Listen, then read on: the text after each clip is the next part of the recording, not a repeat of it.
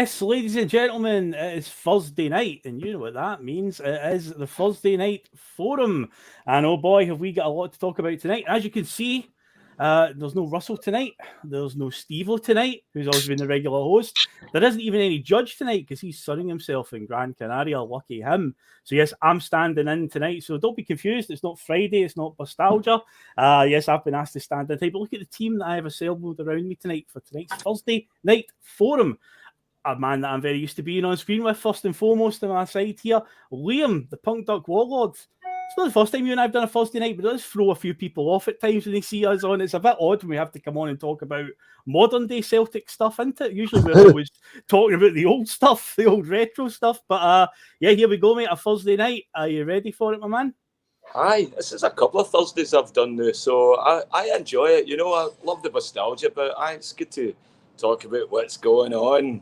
Things are going on, isn't it? Things are going on, yes. Of course, it is about 11 a.m. over in your partner. So that's about brunch time, one would say. And speaking of brunch time, usually on a Sunday at brunch time, we have got the old dignified Sunday Blair. And here tonight, making his T.N.F. debut, to keep it very dignified tonight, it is the one and only legend of the bus, the face that runs the place. It's Reegan Stevenson, your T.N.F. first time, mate. Welcome aboard.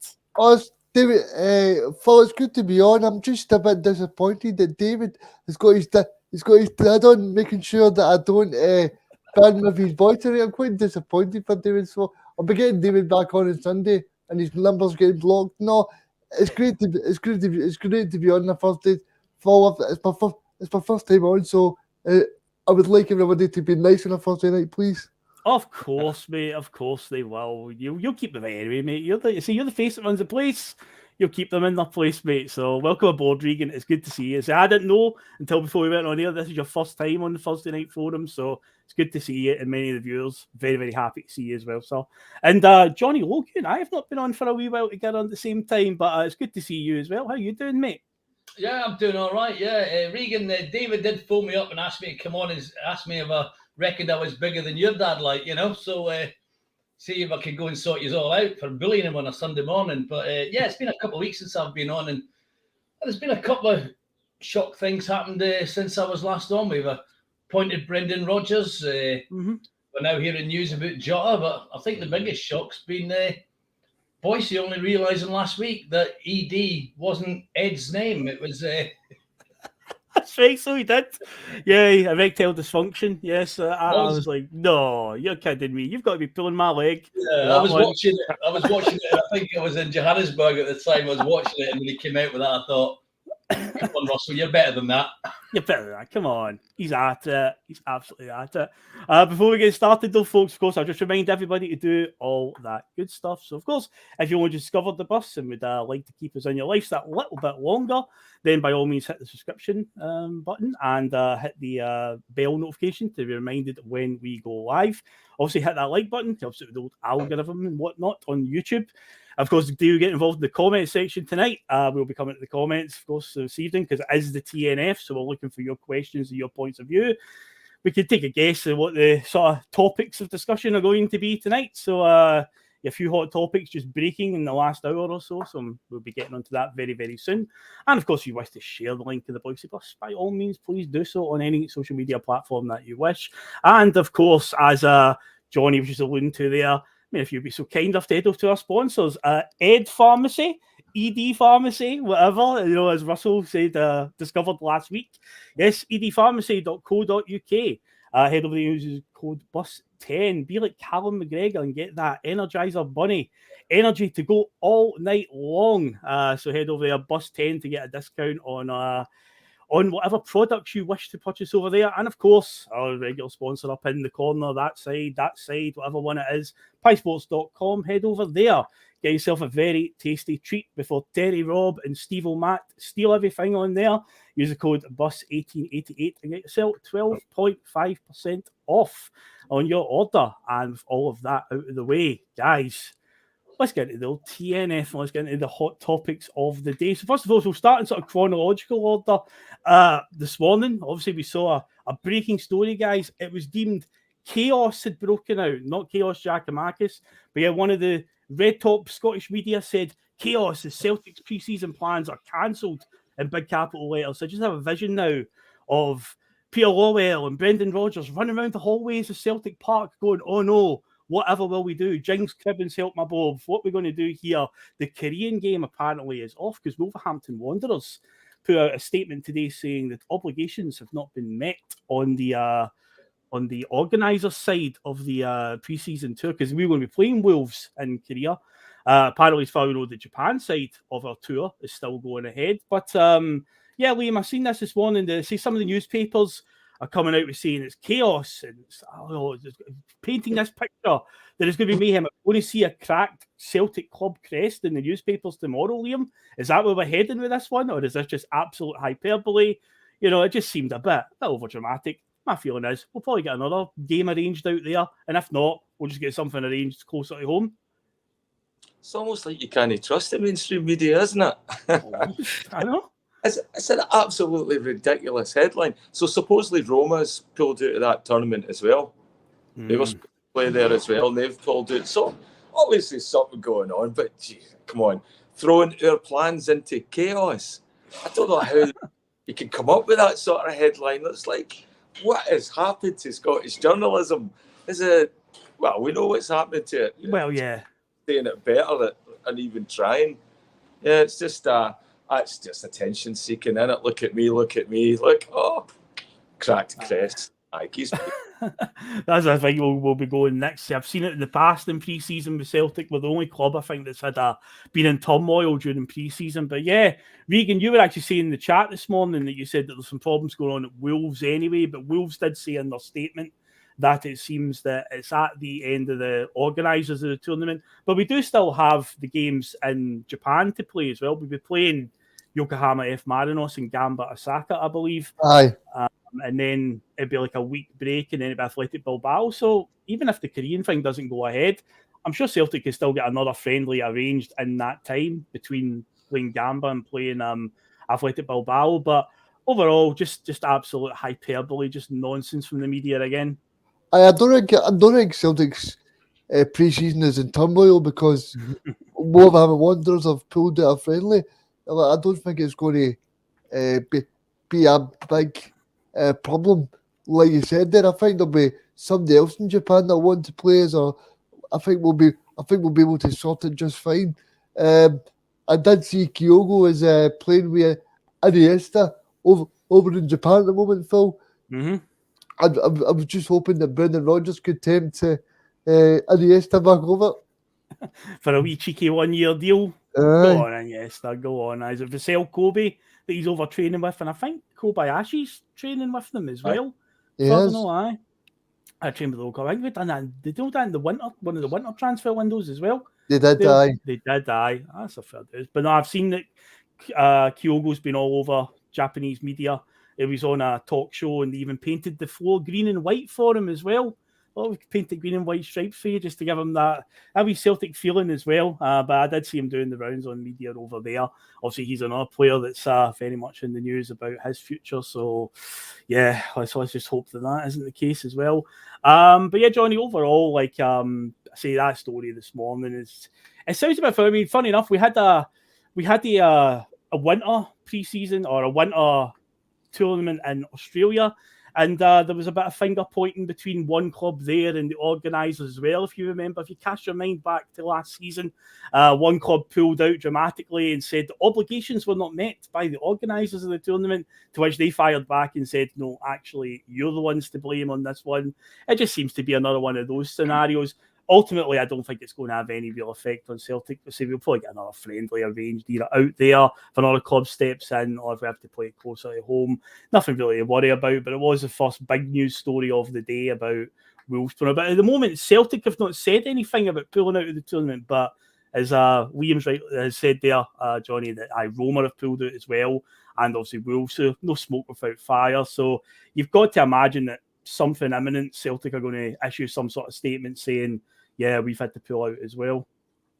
Yeah, to be fair, I think we could file that under, as far as I'm concerned anyway, as a non-story, to be honest with you. I mean, I've not really paid much attention or taken that much interest in the tour of Japan or South Korea because, let's face it, I'm not going to see any of the games. I'm either going to be at home sleeping or flying somewhere, like, you know. So, so no, I've got no real interest in games apart from the fact that it's going to hopefully bring in some money that we'll use to strengthen our squad. Like, otherwise, I've got no real interest in it at all. In fact, I think it was Reegan that put it on our WhatsApp group, and I wasn't even 100% certain what it was all about, because if you'd said to me who would be playing in this tour of Japan and North Korea, I went, I've got no idea.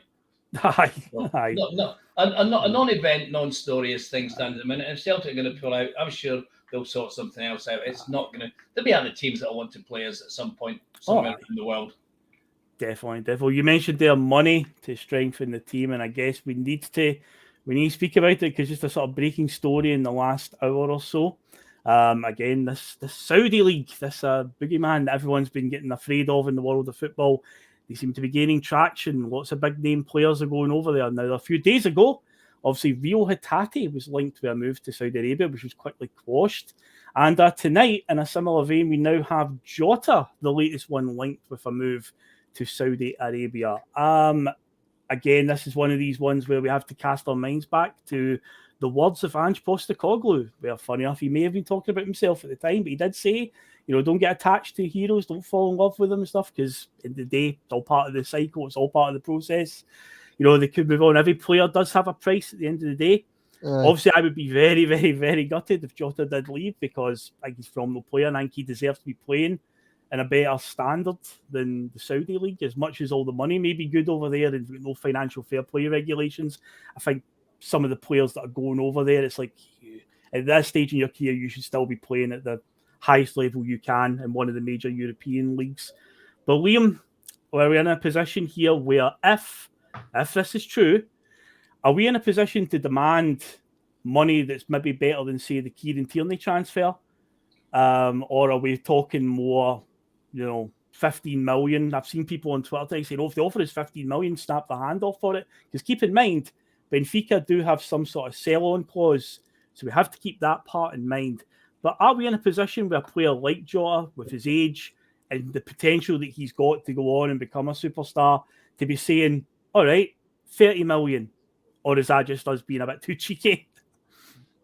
I think they'd probably give us 30 million. I mean, that's a cash-rich league. I mean, that's putting EPL to shame, and we can't compete with them. So I think we hold out. We've got all the cards here. He's just signed a new contract last year, or his first contract after his loan. So he's on a long-term deal. He's got everything but upside. I think the thing is, would he want to move to Saudi Arabia at that point? Yeah. The only, watch Saudi Arabia get fast-tracked into the European Champions League. It wouldn't shock me, by the way. It sounds weird because you're like, Saudi Arabia, they're not even part of Europe.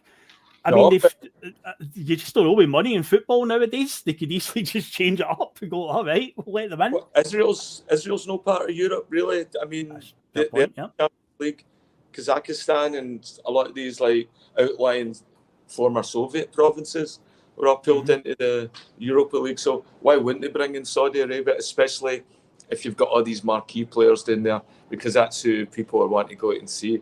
And so for that reason, I think as well, Jota's still not done it in Europe. And I think there's something a wee bit old school about him. Yeah. You can see he's a fan of Benfica, it's his team, obviously, right? I think his goal would be try and stay in Europe as much as possible. But you never know with modern football players. And a lot of people believe that if you throw money at people, they'll do anything. I don't know. I don't think everybody's like that, but somehow Scottish football, we tend to think, people can't turn down an offer like that, even if it means, going and living in a country you might not want to desire to live in, or, might not be the right fit. For me, I wouldn't be, at that age, I'd want to be proving myself in Europe. Aye. Oh, for sure. Reegan, you're obviously a man that's very connected when it comes to journalists saying this and that. Do we file this under nonsense until Fabrizio Romano pops up and tweets about it, or do we take this seriously just now at this stage? What's your feelings on it?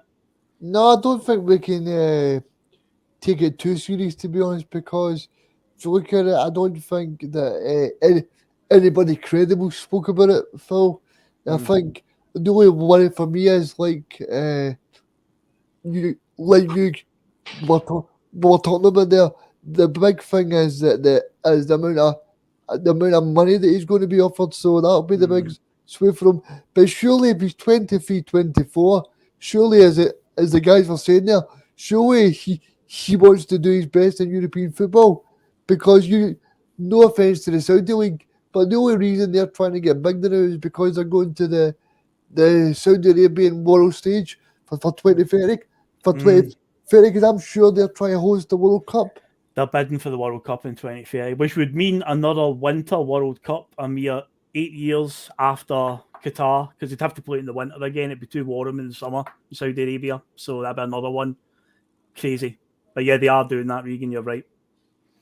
And I mean, it just shows you the power. I mean, people spoke about that Super League last year when everybody was protesting outside. We had broadcasters, we had different vloggers for YouTube all protesting at Peter Cech outside the bus, saying it should not happen. But I just think the Saudi League's like sort of the European Super League kind of thing. It's like all these guys they're not going over there because of the great standard of football. They're going over there because of the paycheck. Aye, it's getting away. I mean, the one I think that shocked most people in world football so far is Bernardo Silva. Is he officially went to a Saudi team yet, or is it just strongly linked? Because most of them so far, like Benzema and that, as good as they are, obviously at the twilight of their career, by Bernardo Silva, and I think Ruben Neves for Wolves is another one that's in the prime and pomp of his career. So, yeah. I think even N'Golo Kante from Chelsea. Well, I suppose I can't. He still could do it. I think he's still playing for the French national team as well. So I think something like him shows you that they've obviously got the power to persuade these big players to go. Aye, it's unfortunately the sort of landscape of football that we're in nowadays, Johnny. And if Celtic were to get a groundbreaking offer, let's just say hypothetically that Celtic do say, all right then, 30 million, and Saudi club are like, aye, all right then, there you go. I feel like Celtic are in a position to say no to that, are they? Surely. Yeah, I mean, if I was in charge at Celtic and I got a phone call from any of these Saudi teams, I'd be saying, are you willing to start with a 5 on the front of your number? Because unless you are, don't come back. 50 million upwards. You paid 46. I can't remember what team it was. Paid 46 million quid for that Ruben Neves that you've just mentioned. Yep. So if he's 46 million, don't come knocking our door. Don't ring our number unless you want to start with a 5. It's got to be 50 million upwards. And if you're not well, tough. Just don't deal. He's got what? 3 years left on his deal. Did he sign a 4-year deal last year? I believe so. Yeah. We hold all the aces here. We've got all the bargaining power that we need. 3 years. If they don't come up with the figure that we want, you're not going. And you can stamp your feet all you want. But then again, we're talking hypothetically because all we've got is come out at the minute. But all I'm saying is that unless it starts with a 5, we're not interested. But I can't remember who it was. They just had a comment on there about the Saudis. And Liam, you said they'd be applying to join the Champions League. The way they're going, they'll be applying to take over the Champions League. Exactly the same way they did with the PGA Golf. They call it a merger. That wasn't a merger. That's a takeover. Yep. You know, they beat the PGA into submission, and they had to cave, and that's not a merger. That's a takeover. So they're running golf. The golf that we're off subject now, obviously, but the golf that I've grown up with, watching for years on the telly, it's completely changed the face of that now. Completely. Yep. I mean, this live golf. I mean, I wasn't watching any of it, but apparently we're having basically almost nearest to pin competitions at certain times, and I was like, fuck off, like that's show golf. We want to watch proper golf, but that's the way we're heading. Well, it's funny you mentioned that, Johnny, because I was thinking along that whole live golf thing with the football, where obviously last year or 2 years ago there was the attempt at the Super League by a bunch of top clubs in Europe. We're trying to do a breakaway thing, and obviously UEFA have reshape the Champions League, whether that's to appease them, whether that's their new version of the Super League, whatever. But we've seen things in recent years where, like, the Italian Cup final, the Coppa Italia final, is played in, like, United Arab Emirates or over in Qatar. They take that on the road.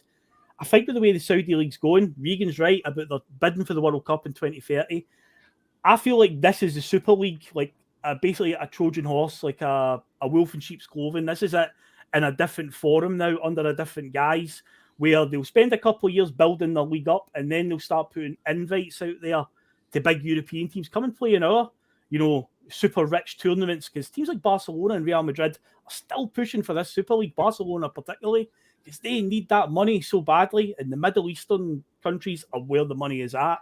I say we've already seen things like the Italian Cup final getting played in Qatar, stuff like that. So I think it's only a matter of time before Saudi Arabia start doing things like that. Or, as Liam says, maybe some of their clubs will start getting invited to play in the European Champions League. Because one of the things that people didn't pick up on when the Super League thing was around, people kept calling it the European Super League, but the branding kept saying the Super League. It never said Europe at any point. It just said the Super League. So it kind of kept it open to, this could be a worldwide thing. There could be countries and teams outside of Europe that could get in on this as well. They could take games all place, because the live golf thing isn't all played in Saudi Arabia. They play it all around the world at different courses around the world. It isn't exclusively played in Saudi Arabia. Was the first one actually played in Britain? I think so. It's definitely definitely had a tournament in Britain. They definitely have. So was it the Belfry or something? I'm sure there was definitely something there. Either the first or second one, very early doors anyway. Yeah. So definitely something to keep an eye on here. But again, this is further down the line, and obviously it doesn't affect Celtic too much. But the way things are going, and the way football's going, and money and whatnot being the king, who knows? Could be the sort of say wolf in sheep's clothing, essentially. But Liam, again, if it was to happen and we want to get a big wad of cash, Brendan Rodgers wouldn't really be complaining, would he? Because we already talked about when he came in that he was coming in with this war chest that was already promised to him, going by the press. But a little bit more on top of that probably wouldn't go amiss. But at the same time, I can't help but think Brendan Rodgers has surely not come back, and there's going to be a fire sale of some of our big stars, because already we've heard links about Hatate, say it's been quashed, but still early in the transfer window. Jota now, still saying Carter Vickers the other day with Postecoglou, and who knows, again, it's got all paper talk, but I cannot imagine Brendan Rodgers coming in and like 7 or 8 of our first team players are sold in some wild fire sale, albeit we might get a lot of money for it, but you can't do a turnaround like that in the summer. You take a team that is a winning team already and just rip it up and start again. It would be madness for that to happen. We said that in his press conference. This is one of the first times in his career he's come into a team that's in really good shape, both financially and also with players and talent on the park. And so I think he came here knowing it wasn't a big rebuilding process, that this was something that he would come in where you've got a really solid framework and he gets to put finishing touches on it. He gets to come in and not be worried about like trying to right the ship and all that and doing all the things. Is it no? Just work on a few key positions and then find out the strategy and the tactics to get the best out of their players. So there's no way he would have came here if they were selling all our best players, unless we've got people identified that it's a really good backup list of like, okay, if any of these players to leave, here's the next down in our wingers. And I don't know, Brendan likes a winger. I think I think he'll have a few thoughts in that market as well. I'm sure he's got a very good comprehensive list of players that might have been out of our financial reach, but now we can as well. And, and that might include a couple of high profile loans too. So I think if he does go, he's going to have money to spend, and he's just going to have to watch him spend it. And I'm excited about that to see where it goes, but I'd do everything I could to hold on to Jota. I think Jota's talent is unbelievable, and and again, unless it's like 50 million, as Johnny said, I wouldn't be touching it. Aye. Another thing that's probably key as well, Regan, is if it happens to be true, we would need to get it done quickly, because you don't want this dragging on to deadline day. All be well and good, we'll get a big wad of cash, but you don't want it to be, say, transfer deadline day, Jota, will he, won't he? That happened to be Moussa Dembele back in 2018 when he left. There was a lot of rumours that summer he was going to go, and then it was pushed through on like deadline day. You wouldn't want to be in a position like that, you know, as Liam's saying, you want all that money for Brendan to go to the transfer market and spend. So you'd, in an ideal world, ideally, we don't want Jota to leave. No, we definitely don't. None of us here in this show want Jota to leave. But yeah, if it was to be happening, although then again, I think with the way the Saudis have been sort of pushing things through, I think they would get it done very quickly. Because again, when it comes to haggling, I don't think the money's not an object. You know, if Celtic came back and said, give us this, they'll go, aye, all right then, no problem. And just, I think it would just get sorted. But that would be a disaster if it dragged on a deadline day, because we can't afford to be losing Jota and not replace him. I think Celtic will have their targets lined up. But I think in terms of Johnny's 50 million, I think the only problem is that the Saudis would say to you, Johnny, is they'd probably say that Scottish football is a backwater of football, they'd probably say to you. So that's probably the only problem that I would see. My answer to that would be, yeah, we might be a backwater of we might be a backwater of football, but we've got a player that you want to sign, so you're going to pay the money for him. He's a quality player. He's our star man. He's not irreplaceable, but he's the best player in the Scottish League, and he's got all the flair in the world. So we might be a backwater, but you aren't even anything yet. You've got a lot of oil money. That's all you've got. Piss off and come back with 50 million. There you go, Johnny. That's how you do it. I think in terms of Brendan, though, I think like Liam was saying there, I think in terms of Brendan, I think he'll enjoy having that money there, because I've spoken about on the bus last week about Brendan wants to make signings that improve the squad. Like, see if you listened to him last week, Brendan said, well, we're not looking for big changes, we're looking for quality. And I think that was probably one of the big problems last time Brendan was here. And as much as folk don't want to admit it, that was probably one of the reasons why Brendan left. Like, I mean, he brought in Bio, Compare, Malumbu, who was a free transfer when Steve Clark was in Scotland. So you need to look at it and say to yourself, Brendan wasn't backed, and he was totally spot on for doing that at the time, because at the end of the day, he can only take Celtic as far as they want to take him. I think at that point, Celtic would only want to take the club so far. But I think now that he's back, I think it can only be a good thing for Celtic, because see, if we do get that Jota money, if Jota does go, I think Brendan he'll identify a few really good players that he can bring in and say, well, we were going to get.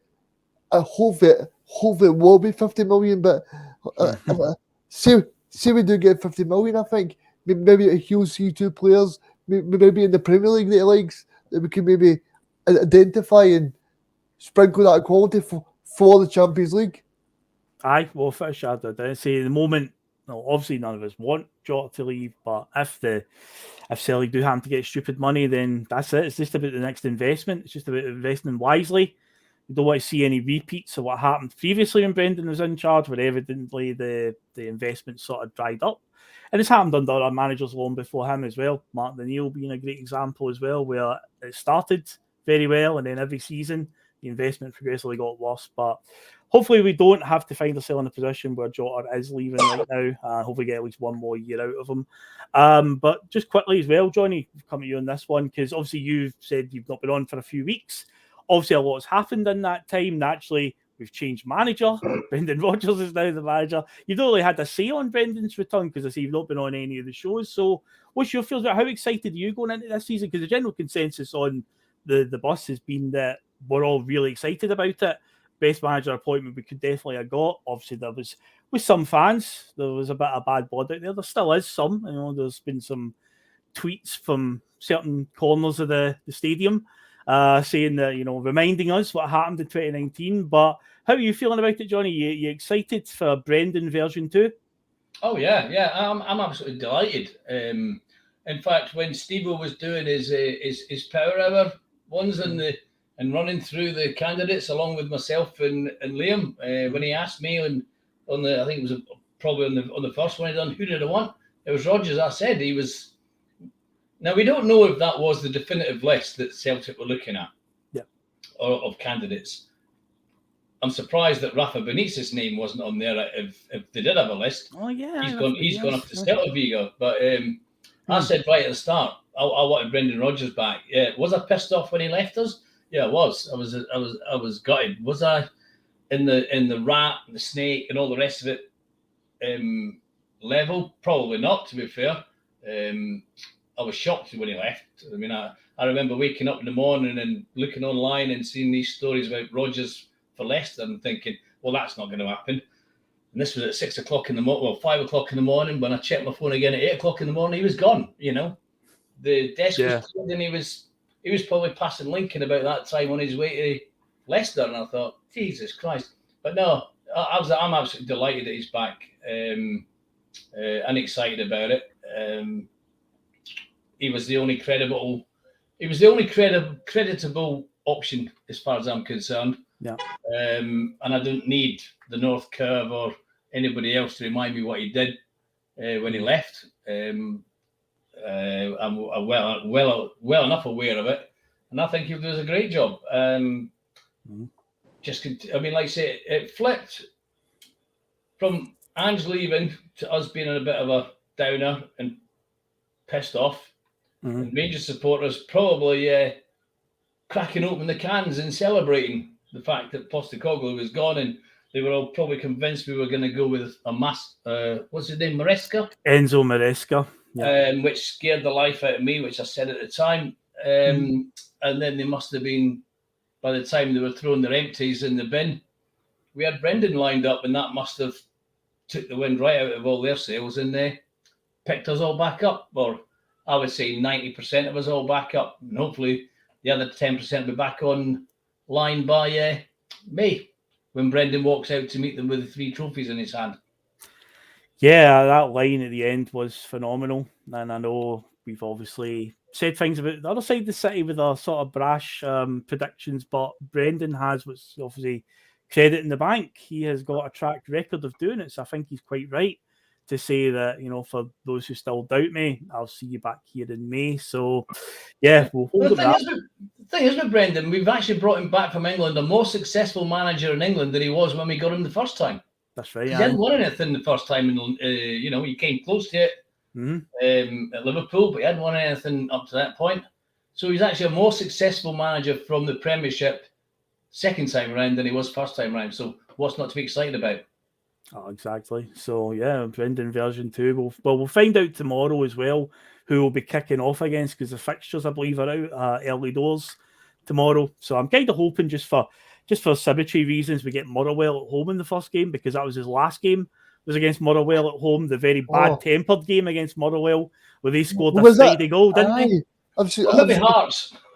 Oh, be Hearts, I know, away for some reason, just cause. Yeah. Oh, it was Hearts who should have been playing in it, because that was Lenny's first game was against Hearts, wasn't it? So maybe if Brendan can play the Hearts game that he missed. He was ready to play. So I was at that game. I remember, was it Henderson was playing midfield? Remember that game? Yep. Edward scored a belter, a free kick. And Ollie Buck scored, I know. But yeah, it became like, it was just a bog standard SPL game, nothing eventful. And then Murrow scored a bit of a snidey goal on the break, where it was that whole sort of gentleman's etiquette in football, where you're meant to give the ball back from an injury. They didn't, and they scored. And then the game just became really bad-tempered for the last half hour. But remember, Edward scored a belter, a free kick. But yeah, that was his last game in charge. So, but we'll find it tomorrow who we've got in the old fixtures. Another story, obviously, is doing the rounds, is it's now looking, Liam, that we will be making Marco Tilio our next signing. It's believed that he is can play both wings and can play through the middle in what they call the number 10 role. Position you feel that we need, Liam? It seems like a bit of a utility player, so I'd say that is useful because it ticks a few boxes, but evidently I'm not going to sit here and ask you to tell me what you know about him, because I don't know much about him neither. But overall, when you look at the positions he plays, and from what you might have seen so far online, but keeping in mind, all YouTube videos, highlight videos do make players look pretty good. But overall, yeah, that is probably a position we need to get, a guy who can cover a few positions, a utility man. I mean, it looks good. It looks good on paper. He's very good at dribbling and close up. Like, he likes to go into a crowded area and use his feet to sort of solve the problems and get out of that. You know, it's funny with these two signings, both him and Home. Doesn't seem to be a lot of hype around him or a lot of scrutiny. You know, if Ange was still the manager, I imagine we'd be talking about these guys in much more detail as to what we thought Ange had planned. Like, we would be looking at it much more tactical and strategic, that we'd be trying to figure out, okay, how does Ange see them in the team and this and that. Whereas, you know, these ones came basically where we didn't really have a manager in place in that. And it's hard to say, you know, this is part of your City Group type signing policy, or is it, you know, something else, somebody we had scouted way before. You know, I think Home was probably in that bracket. And yeah, I'm nowhere near as excited when we were signing players in the January transfer window. Every single one of those guys, like Abogard, all that, I mean, we talked about at length, and I think there was much more conversation around these signings, where these ones have just sort of snuck in under the wire. And I think it's very wait and see type thing. Both of them look like projects to me. I'm more excited about Home. I think he just looks the part, you know. He needs to stop jumping off cliffs, though. He needs to stop doing that, because he will injure himself. There's a heart in the mouth type of moment that when he's on holiday and he does like a backflip off of a cliff next to a waterfall, lands in the water, and it's like, don't do that. I've not seen that. Oh, it's scary. It's like, please don't do that. You'll injure yourself, son. Well, I remember Effie Ambrose doing that in a game after his goal celebrations. Aye. Maybe that'll be that boy's goal celebration when he scores a goal. Maybe. Was that against Motherwell? Was that against Motherwell, I think? Done against Motherwell, definitely, yeah, for Park. Aye. Yep, definitely did. But going on with some transfers again, let's have a bit of fun with this, because I've got a comment here from Who's News. So, Reegan, you're obviously quite adept in Premier League, English Premier League. You obviously have a wee affinity for Tottenham Hotspur. A few names that Who's News is throwing in here that are currently sitting as free transfers. I believe he means Ryan Sessegnon, the Tottenham wing-back, I believe it is. Wilfried Zaha, Tom Davis, Roberto Firmino, Phil Jones. Do any of them, as we see on the bus, Reegan, do any of them tickle your balls? Any of them at all? I'd say Firmino definitely does, but I think his wage would be pretty expensive, really expensive. I think they're already talking about him going to Saudi as well, Phil. Of course they are. Yeah. So I think the only one that would be Sessegnon, because I remember under Rodgers the last time he was linked to it as well, Russell. Phil, I mean, Sorry. Phil, I mean, see, the last time that Rodgers was here, Sessegnon was linked.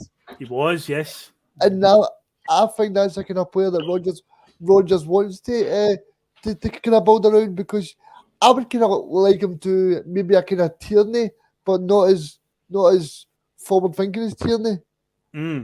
Because see if you get Sessegnon as well, that's a guy that won Fulham's Player of the Year for so many years. Do you know what I mean? He's a very good player in the Premier League.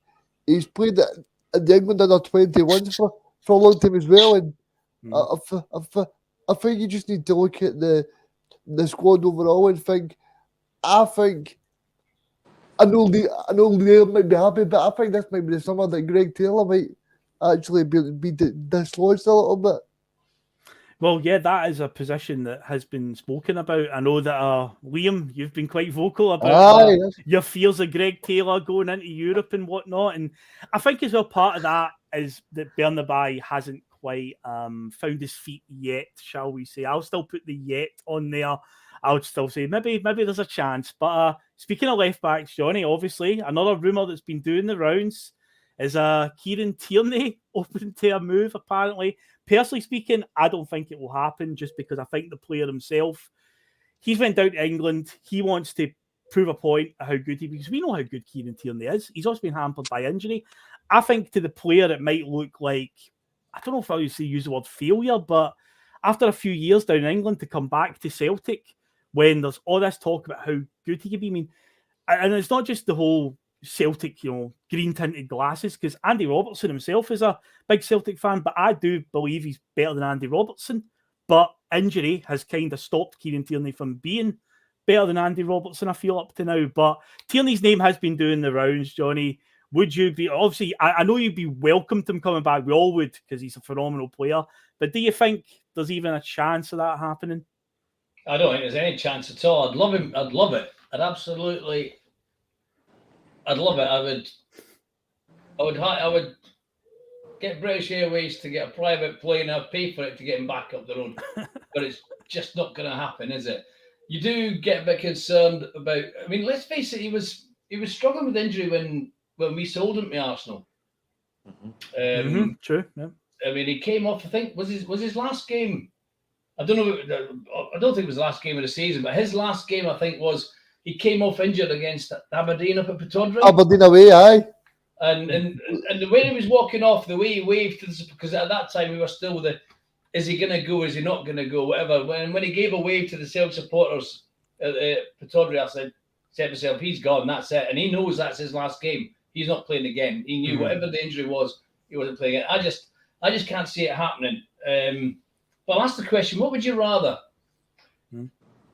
Would you rather have Tierney back on loan for 12 months, or sign Moussa Dembele on a permanent deal for 3 years?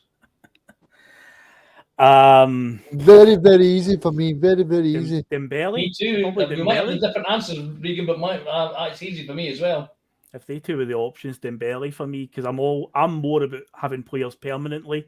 So I feel it benefits Celtic more rather than take a player on loan for a year, as we've done for Manchester City many times over the years. But yeah, I would be more inclined to get a player in permanently, and strikers definitely a position I think we could do an extra body, and we know what we're getting. But if that was an option, then yeah, if that was a choice, I would rather get the person in permanently and on a free transfer as well.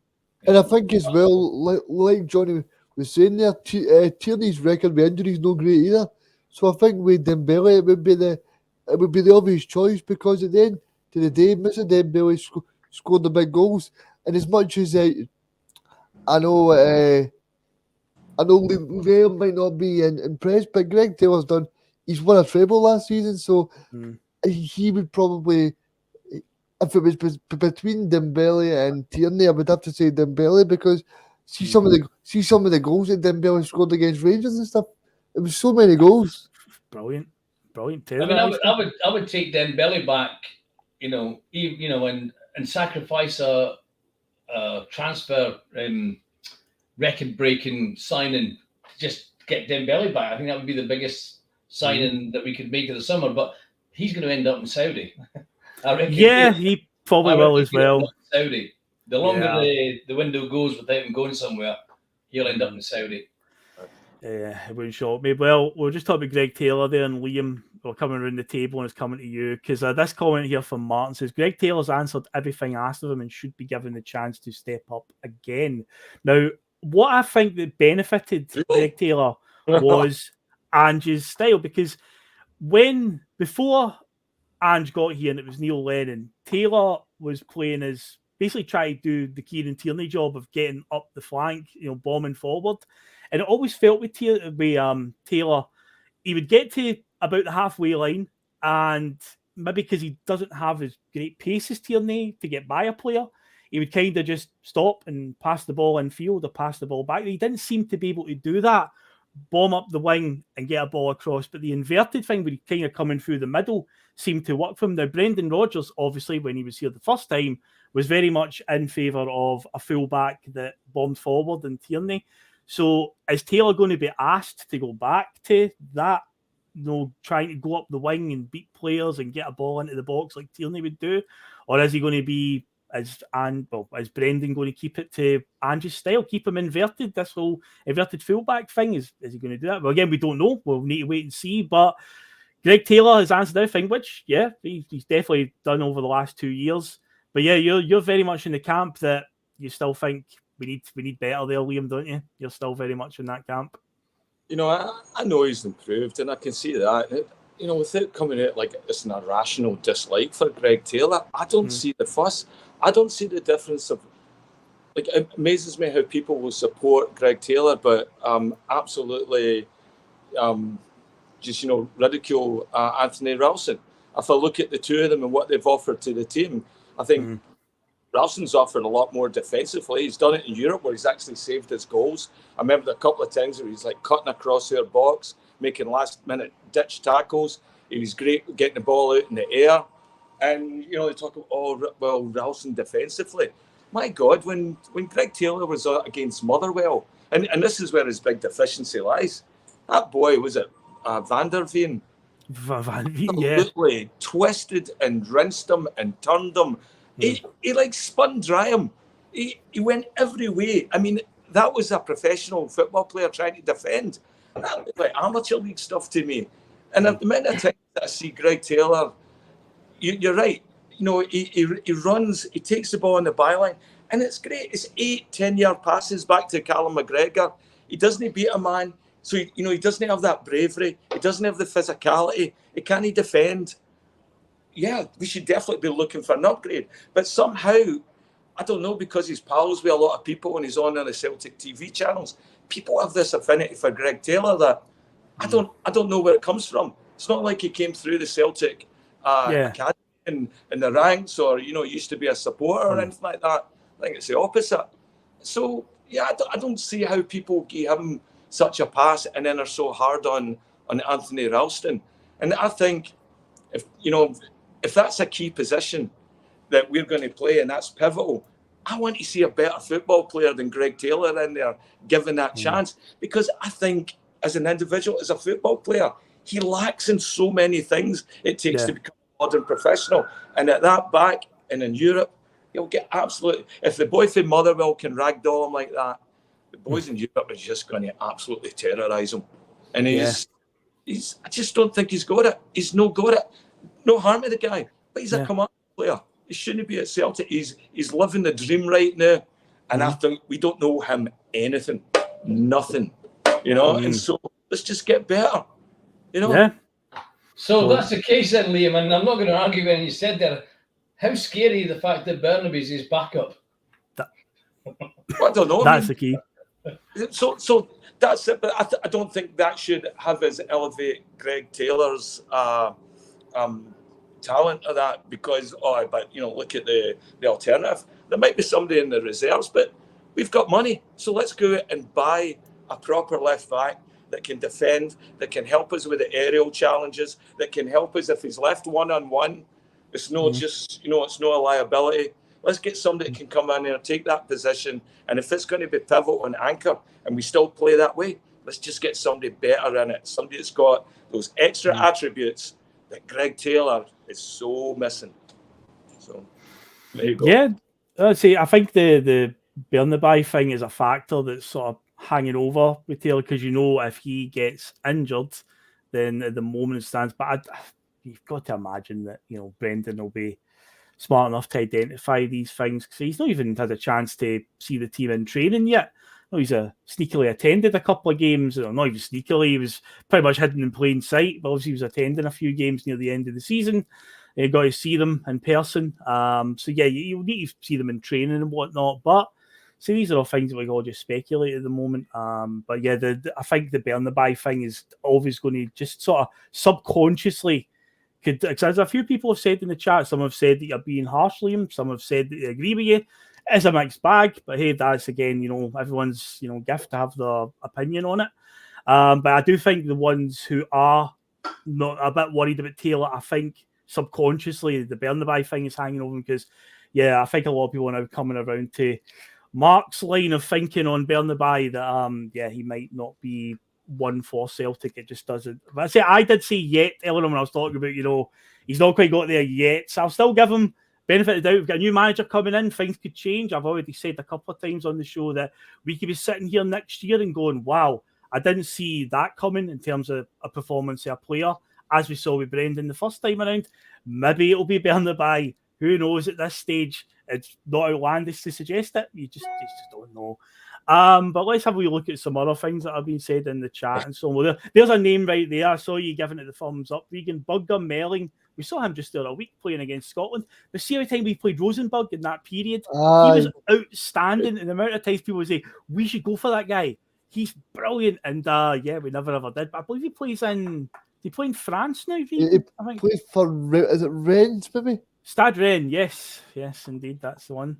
I don't know if he'll be worth 3 million, probably about 12 now or something. I think he's probably worth now because he's a full international. He's playing the French league as well, so I don't think he'll be worth 3 million. But if he's worth 3 million, I would personally go over to France and pick him up and bring him through the tunnel because I think he's a very good player. And I think you've seen that against Scotland last week because he's fit. See, one thing that Celtic's missing somebody with a final ball that's really good. And I think his final ball's really good, Melling. So I think he'd be a very good player for us. Aye, no, that's a fair point. Although you're saying he's a full international got beat by Scotland. Don't let them forget it. Scotland are on the rampage right now. We're actually making people cry after games. The amount of people that are getting upset losing to Scotland. I know it's really hard for some people to accept that Scotland are doing all right now, but it's quite funny that every time Scotland are winning a game, afterwards the outrage from the opponents is incredible. Odegaard, Rodri, the Georgian manager, it's incredible at the moment what's going on with Scotland. Let's have a wee look. Martin has said this, Johnny, but Bernabei, he needs a loan in Scotland. Same with Kobayashi. Look how good Scales was and how it benefited him. Do you see players like Bernabei and Kobayashi, if they were going to go out on loan, would Brendan think? Because Christopher Aguiar signed for Celtic when Brendan Rodgers came in, but he wasn't a Brendan Rodgers signing. He joined in the summer that Brendan came in, and he loaned him to Kilmarnock, and that toughened him up, and they played him at centre-back because we turned Aguiar from a centre midfielder into a centre-back. We actually converted him, but Kilmarnock were basically playing him there to get him ready for it. Do you think a move like to another Scottish team, like, say, an Aberdeen, or as Hibs always seems to be the suggestion whenever we talk about loans, do you think Bernabei or Kobayashi, could you see them cutting about playing for, I don't know, say Motherwell or whatever? Or do you think if we were going to loan them out, we'd probably loan them out to a team on the continent because ultimately we're looking to cut our losses and maybe get them a move similar to players in the past, like, Bolingoli and stuff like that, where we just loan them out and hope that they have a good season and can maybe get transferred away? Or do you think give them a loan in Scotland, try and toughen them up and see if they can come back a better player? I think it is going to depend on what your intention is at the end of the loan period. Are you going to loan them with the intention of hopefully putting them in the shop window and moving them on? So therefore send them to somewhere like France, Austria, maybe a lower Spanish team or whatever if they would take them? Or do you have the intention of them loan them out, toughen them up, get them playing the Scottish game in teams that are going to spend a lot more time defending than let's face it, than what we normally would do? So it would depend what your end game was going to be. The question I would ask about, as far as Scales goes, do any of us think Scales will come back and make a move to get in the team?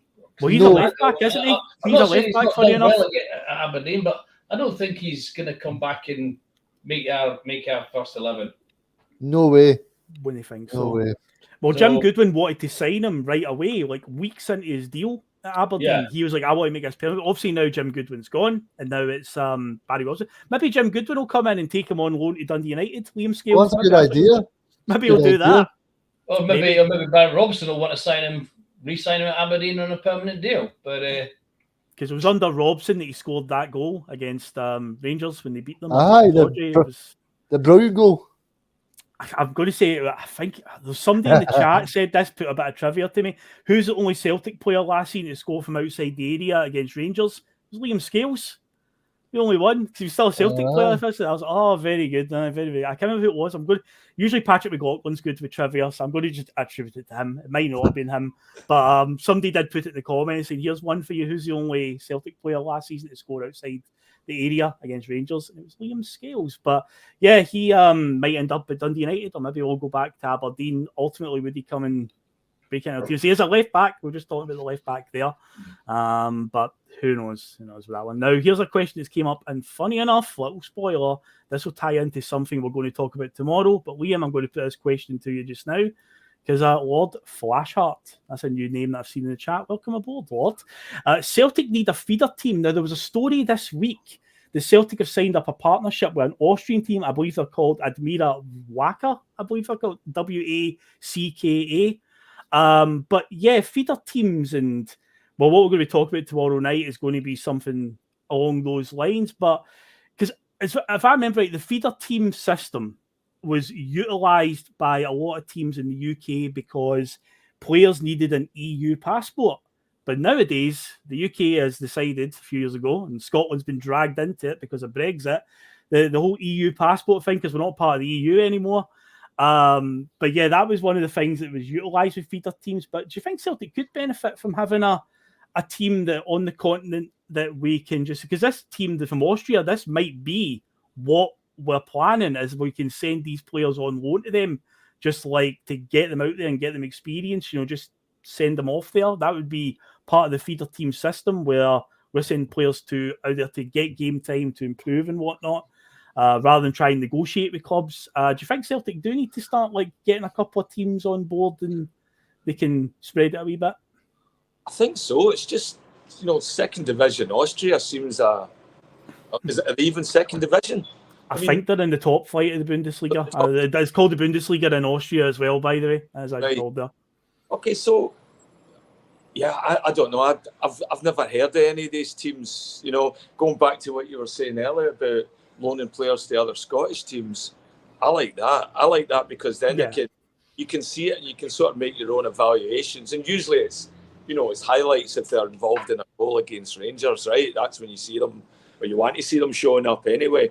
And that's the other thing I like about guys playing in Scotland is we get a chance to make other teams stronger against them, and then it doesn't weaken us at all because chances are they never play against us, right? That's your contract.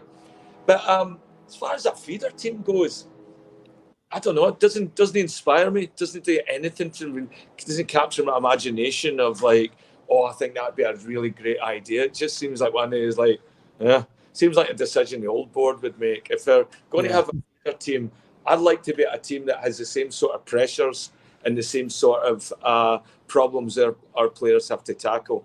Maybe it was Reegan saying it earlier. It's like, all these teams defend against us. So if we're a feeder team, it would be a team that plays in the same style, that's up against a packed defence, and somebody that's want to play the exact style so that we can replicate that and they come back up in us. So if that's what's planned, absolutely. But I don't think nobody's going to be packing their defences against this team I've never heard of before. To be honest, Phil, we probably are a feeder club for the City group. That's right. Yeah.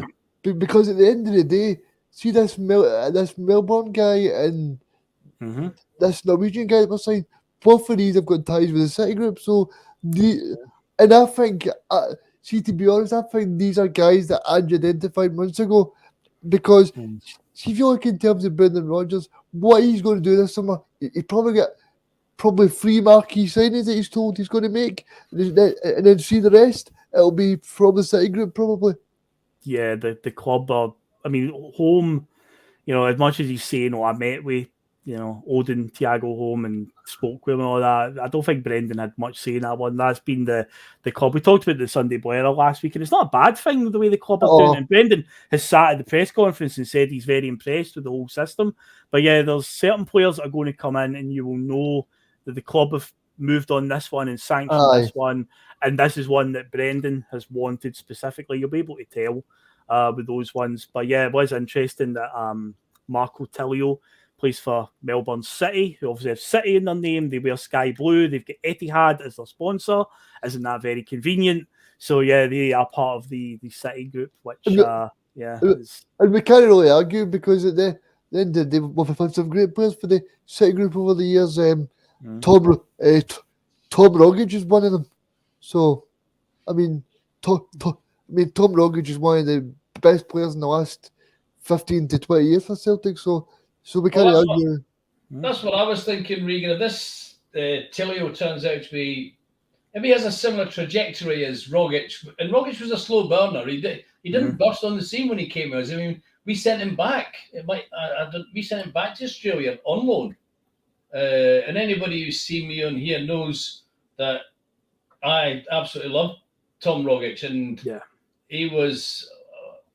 I know he's not it's probably, as Russell said to me when we were talking about it, he left us with he was not the greatest player we ever had, but he left us with some of the greatest memories we've ever that we've got. And if this Tilio does anything like Rogic, and I'll be more than happy with him, but I expect him to be a slow burner, to be fair. I don't think he's going to be straight into the first team, but then again, we didn't think that with Frimpong either, did we?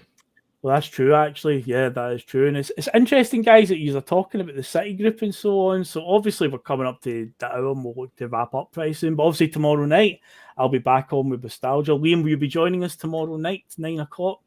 Me and Russell said he'll be on as well, because tomorrow night, being very topical, we're going to be doing a little look at Celtic's relationship with the City group over the years. We're going to be looking at some of the players and up in the top corner there, managers that might have been through that. And just looking at in general, like, what is our relation with the City group? You know, what is it? You know, are we benefiting from it? Are they the ones that are benefiting from it, and so on? So it's going to be a look back at that. Then we'll look back at, say, players and that we've had, because we've had quite a fair amount of them. Some successful, some not. And I say we've even had a manager that came in, and safe to say he did more than all right. So yeah, that's what tomorrow's show's all about. Just again, because it's very topical at the moment. Again, I'm thinking, you know, looking at reading the room with the viewers, where it's like, do you really want to listen to me talk about old Neil Lennon seasons that I've still got left to do? No, I am not purposely putting them off, because obviously I need to talk about the Teddy Rose season. I will do it. I will get to it. I am not avoiding it. But I'm just looking at I'm gauging the room just now, where I'm like, well, right now everyone's so excited about new season, excited about Brendan Rodgers, excited about transfers. Say the City group thing is relevant, because we're literally looking to be signing a player through the City group link again. So we're going to look at that tomorrow and look at Celtic's relationship with that over the last, I don't know, what, 13 years or so on. It's been going on since the early 2010s anyway. So yeah, that'll be the plan for tomorrow night. But yeah, guys, that's us just passed by the hour mark there. So we will look to wrap it up there. So Liam, I say I'll see you tomorrow night. But you enjoyed another Thursday night forum delving into modern day Celtic? Aye, loving it. Great chance to be on with Reegs. Not been on with Reegan in ages. So cheers for that. Always good to see a high flying Johnny Logue. Hello. All right, Paul. And yeah, Reegan, it's been good to have you on. Good to see you on camera. And your first time on T.N.F, mate. It wasn't too bad. You said at the start, hopefully everyone goes easy on you. Have you enjoyed it, mate? Have you got through it safely? I have definitely enjoyed it, and thanks for having me on, Phil. It's good to be on. I hope I can be on again soon. Oh, definitely. And I hope David will have me on Sunday. Of course he will. We'll see what Johnny Logue tells him later on. See, viewers, he's pretending that he's not the boss. He's the boss. He tells David Logue that he's on. He tells him that the show's going ahead. He's making it sound like, I hope David has me on. No. Reegan's the face that runs the place. You can almost see the hand up David's back working. Exactly. And yeah, Johnny, it was good to be on with you again. So it's been a good few weeks since you and I have been on a show, but it's been good to see you again, mate. And we will need to get it arranged a Friday night. You can be on Nostalgia. We can do that centenary double season. We keep saying this. We've got to get it. You're the key. You're the key to that episode, because you were at every game that season. Pretty much every game, yeah. Yeah. So we'll need to get that. And the cup games and the Scottish Cup as well. So I was at pretty much all them as well. So.